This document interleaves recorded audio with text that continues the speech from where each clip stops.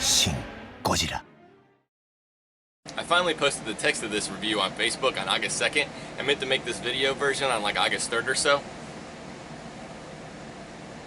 Sorry.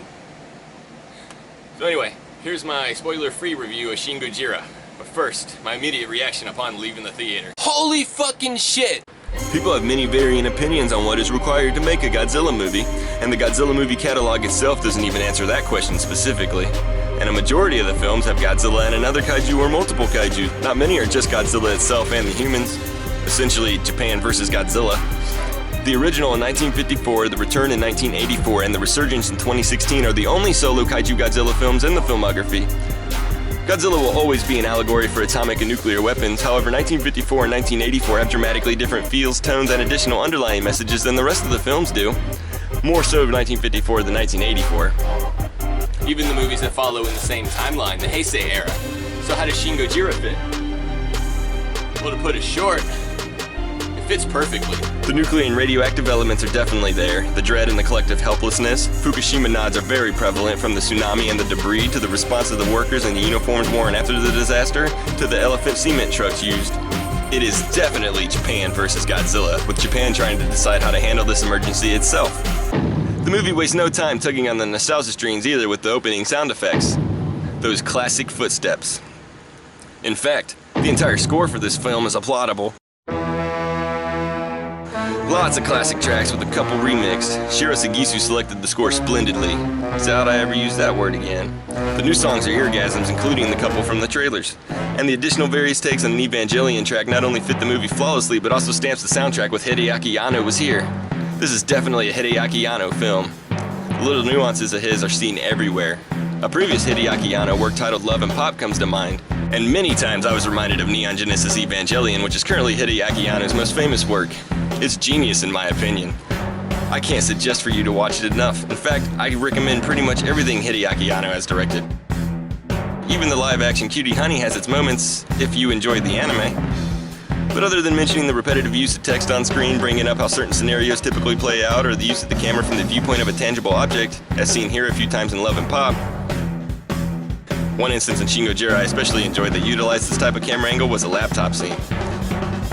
But anything else specific about directing choices and I'd be giving away plot details. Or rather, at least the tone the film takes. I'm sure you can see the similarities between the Shin-Gojira trailer and the scene from Neon Genesis Evangelion, but it's the military versus the giant monster, so there's bound to be some similarities. And I'm not gonna lie, I thought I was seeing some LCL. That's an Evangelion reference. The red in the water at the beginning of Shin-Gojira though. Speaking of, the action starts almost immediately. I love the pacing of this film. Other than one part 2/3 of the way through, the movie had hardly any downtime. Even if a point arose where it felt like the dialogue was about to be dragging on, it seemed Hideaki Anno knew it was time to cut away, even if briefly, to Godzilla. And I didn't measure on screen time, but it felt like a substantial amount. I want to say it's more than 2014 just for a baseline measure, though I can't prove that, but it felt like Goji was on the screen often, except for that previously mentioned stretch before the end. But even then, the film cuts away to an explanation of how Goji got his energy, and it shows that there's a noticeable trend in radioactive levels. I don't speak anything past very basic Japanese, and I wouldn't even say I know enough to carry a conversation, but I knew the gist of what was going on based off context alone. The origami part was a tad difficult to decipher though. But most English reviews I've read mention too much dialogue and being boring without subtitles. And that's why I wish people who didn't speak any Japanese at all wouldn't write reviews if they're going to judge the dialogue. Of course, any serious conversation is going to be boring if you don't know what's being said. I also had a native Japanese friend attend with me to answer any questions I might have had, and he was actually reluctant to go see it and thought Hideaki Anno would do a bad job. He came out of the theater surprised and with a positive attitude. I came out of there with a holy fucking shit and a high off adrenaline.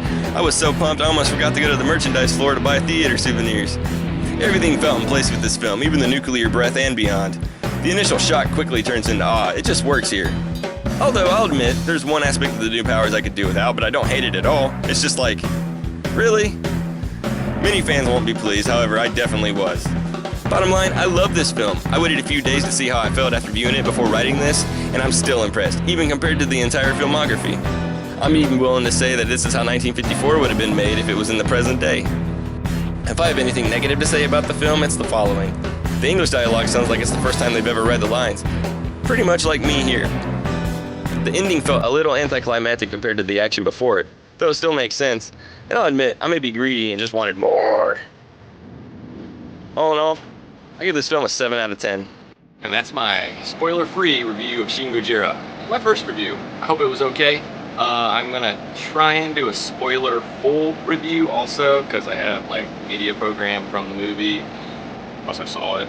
So if you have any questions that you want me to spoil, or any information you might have, just ask in the comments below.